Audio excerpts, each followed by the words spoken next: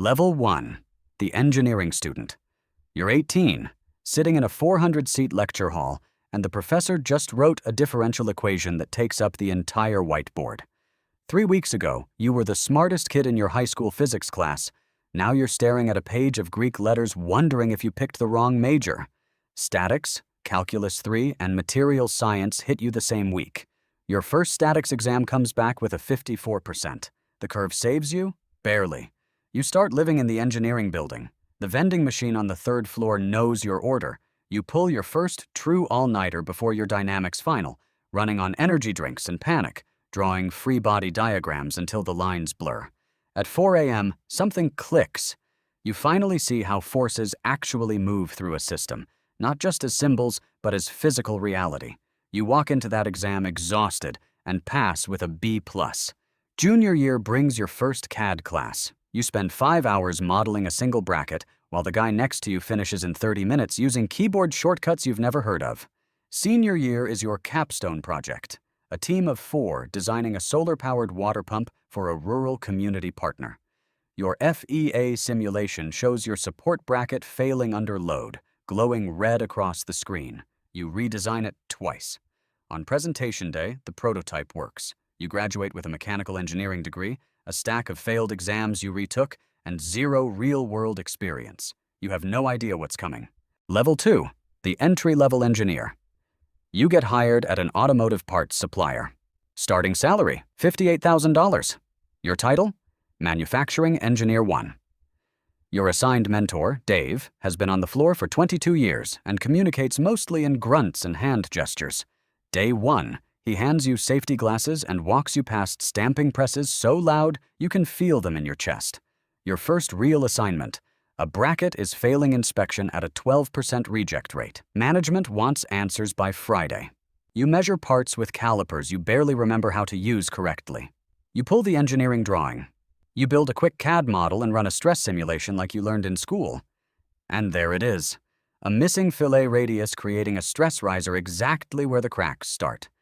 You bring it to Dave. He looks for 10 seconds and says, "Yep, that'll do it." The fix goes to the design team. Reject rate drops to under 1%. Nobody claps.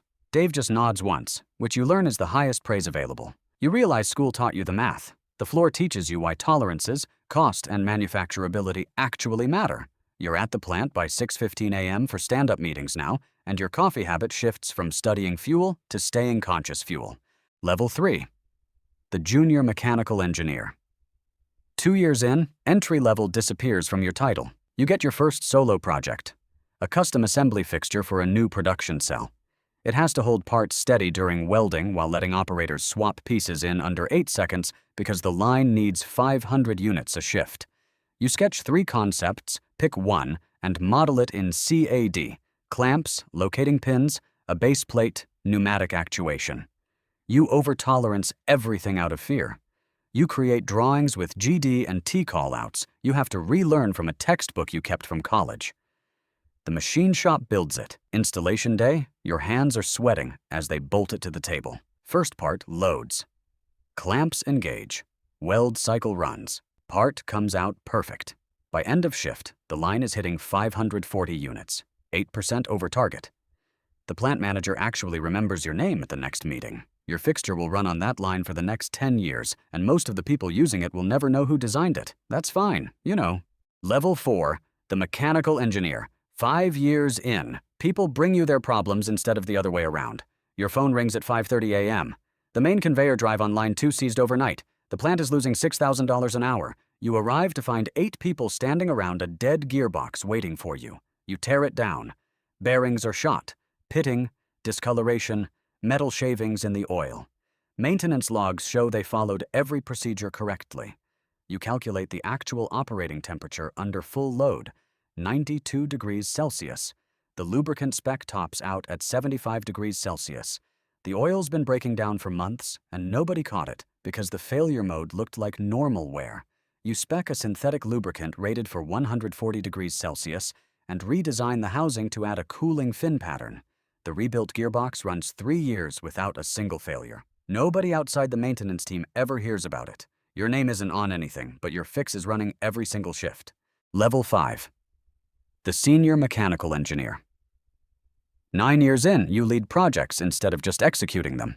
2 junior engineers and a CAD tech report to you now, and their mistakes are officially your problem too. The company wants a new automated packaging line launched in 5 months. A system that doesn't exist yet, for a product that doesn't exist yet. You're the lead. You build the schedule, divide the work, set milestones you're not fully sure you'll hit. Month 2, the prototype reveals a timing mismatch between 2 subsystems. You trace it, fix it, move on. Month 4, vibration issues nearly shake a sensor loose during a 72-hour stress test. Same process, root cause, redesign, retest. Month 5, the system passes final validation and goes live. Revenue targets get met. Your name lands on the internal case study the company uses to pitch future automation projects. You take your team to dinner that night. They earned it, and so did you, even if your back hasn't stopped aching since month 3. Level 6, the engineering manager. 14 years in, you barely open CAD anymore. Your job is budgets, timelines, and people. You manage 3 project engineers and coordinate with electrical, software, and procurement teams that all have their own priorities. A client signs a $3.5 million contract for a custom automation cell with an aggressive 6-month deadline. You say yes because turning down work means your team sits idle. Then reality hits. A critical supplier misses a delivery by 6 weeks, the client changes the spec halfway through, and your best engineer puts in his 2 weeks' notice during the busiest month of the project. You absorb the stress so your team doesn't have to.